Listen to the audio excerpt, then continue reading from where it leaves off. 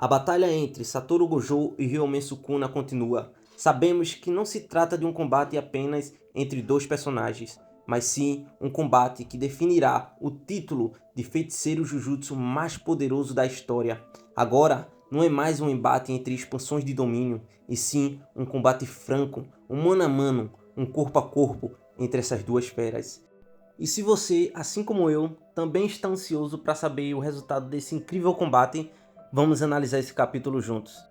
E bem galera, antes de começar esse vídeo, eu gostaria de me apresentar. Eu me chamo Kainan e é um prazer imenso estar trazendo esse vídeo para vocês. E eu não sei se vocês repararam, mas esse é o meu primeiro vídeo no canal. E eu não poderia trazer de outra obra a não ser a de Jujutsu Kaisen.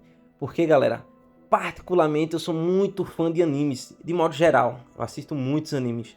Mas Jujutsu Kaisen eu tenho um apreço especial. Então foi quase certo, eu disse, o primeiro vídeo que eu vou trazer para o meu canal vai ser Jujutsu Kaisen. Então, sem mais prolongar, vamos direto para a análise desse capítulo, que tá insano. E o capítulo ele já se inicia com Kusakabe, como de praxe, interrompendo a batalha que a gente tanto aguarda para fazer alguns comentários. Mas dessa vez até que uns comentários interessantes. Ele pergunta se alguém ali da plateia já levou um soco sério do Gojo. E é quando aparece um quadro com Itadori, Inumaki, Panda e Amaki dizendo que já tentou socar ele a sério, mas obviamente devido ao Mugen não conseguiram. Logo em seguida a gente vê o Yuta dizendo que, sendo sério ou não, ele foi atingido por um golpe reforçado pelo Jujutsu do Infinito.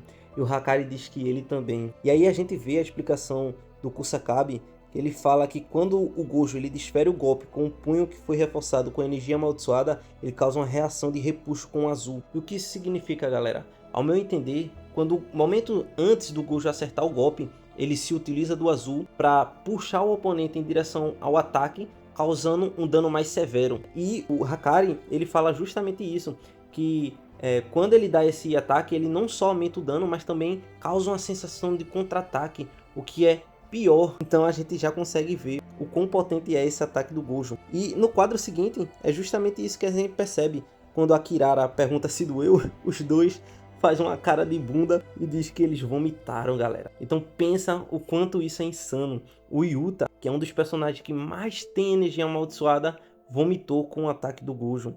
Isso é simplesmente insano. E aí tem até uma missão honrosa que eu achei bacana ao Nanami. Quando o Itadori lembra dele, ele cita o Nanami. É um momento onde ele estava com o Nanami e o Nanami disse que se ele deseja continuar a ser um feiticeiro, não é para ele se comparar ao Gojo, porque os golpes que o Itadori se esforça para dar crítico é como se fosse comum para o Gojo, galera. Cada vez mais, se vocês perceberem, essa introdução serve para elevar o que a gente sente sobre o Gojo, para a gente ter uma noção do quão forte o Gojo é fisicamente com os ataques e as técnicas que ele possui. E em resumo, né, o que Nanami estava querendo dizer é que o Itadori nem deveria dar o trabalho de se comparar a ele. E a gente entende claramente o que isso significa, né? Aparece até uma participação especial aí do Ino, se eu não me engano o nome dele, Ino, né? Que é um personagem que gostava bastante do Nanami. Foi interessante colocar ele aí no capítulo. E o Kusakabe, ele finaliza dizendo que o que ele estava querendo dizer é que ele não sabe nada mais do que isso sobre o que o Gojo está fazendo agora.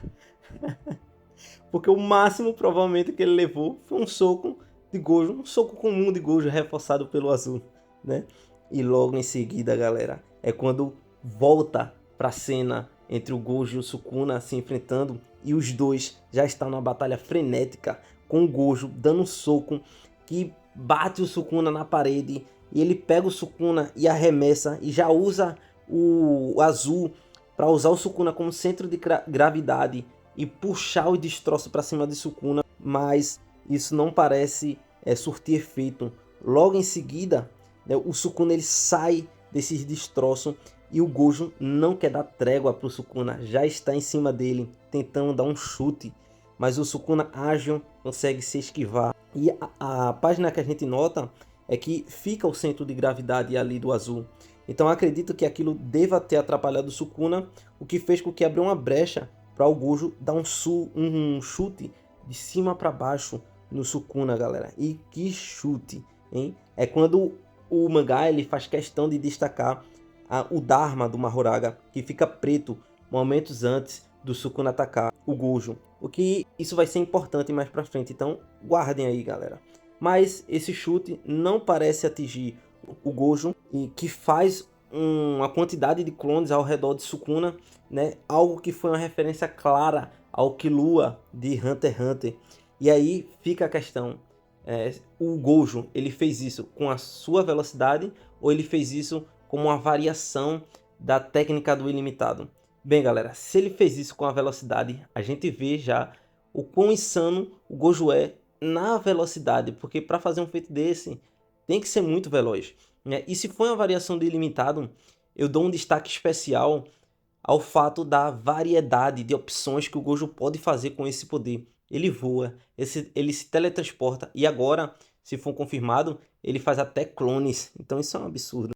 E quando o Gojo tenta lubridiar o Sukuna, indo para utilizando um clone para fingir um ataque, o Sukuna tem uma percepção de combate incrível. Ele nota que aquele não é o Gojo e defende o ataque do Gojo verdadeiro, o que dá uma brecha para ele contra-atacar com um soco bem no meio da cara do Gojo. Mas o Gojo também não fica para trás e o seu tempo de reação também é insano e ele consegue defender esse soco do Sukuna. Porém, esse soco foi o suficiente para mandar o Gojo voando. Aí a gente não sabe se o Gojo ele se utilizou do azul para se distanciar ou se foi apenas o soco de Sukuna que foi o suficiente para mandar ele tão distante. E aí, galera, o Gojo ele para em cima de um semáforo e essa parte ela é interessante porque o semáforo ele está em vermelho e é o momento onde há uma calmaria no combate.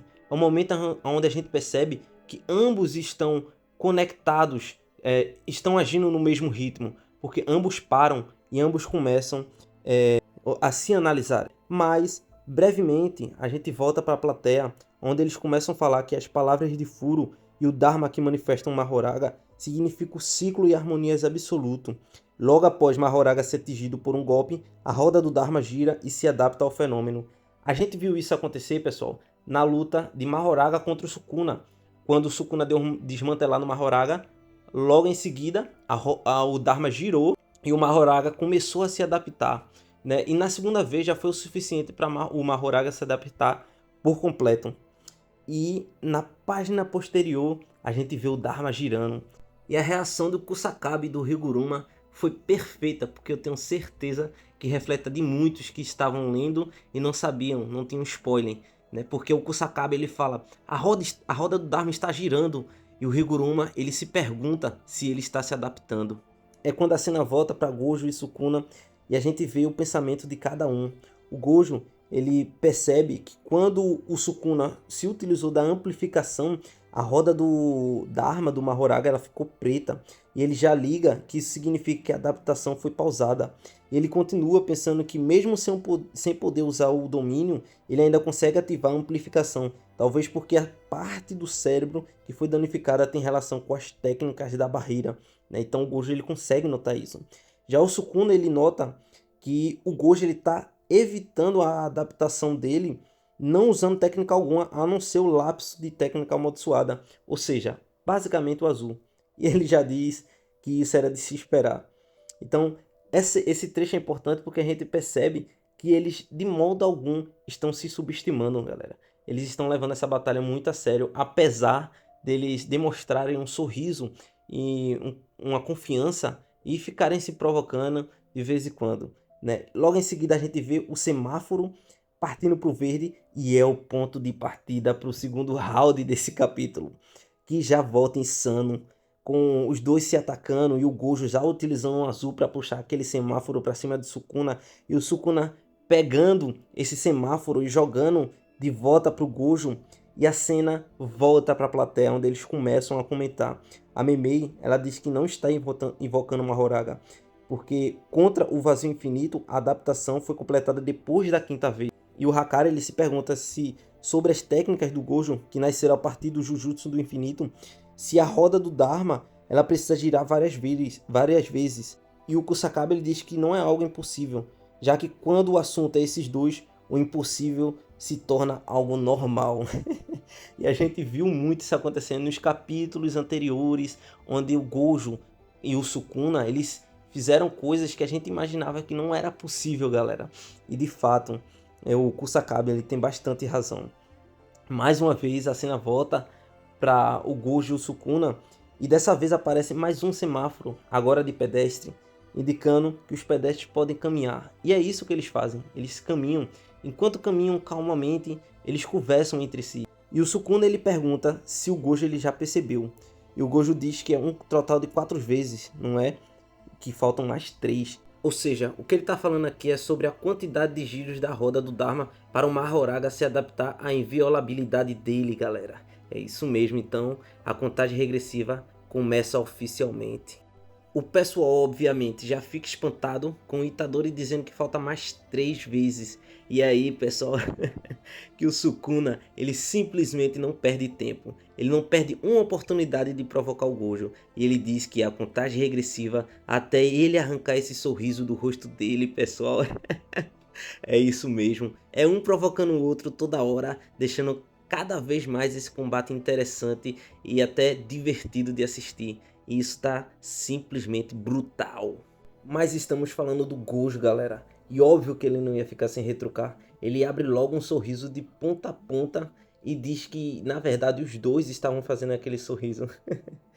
Velho, esse sorriso foi sensacional. Para completar, ele ainda lança que não vai esperar a contagem de 3 acabar, porque ele vai acabar com a raça dele antes dessa contagem regressiva. Vamos ver nos próximos capítulos isso daí, né? Por fim, a gente ainda vê a Anjo se perguntando se o Gojo se esqueceu completamente do Megumi. E o Itadori, ele diz que é bem provável.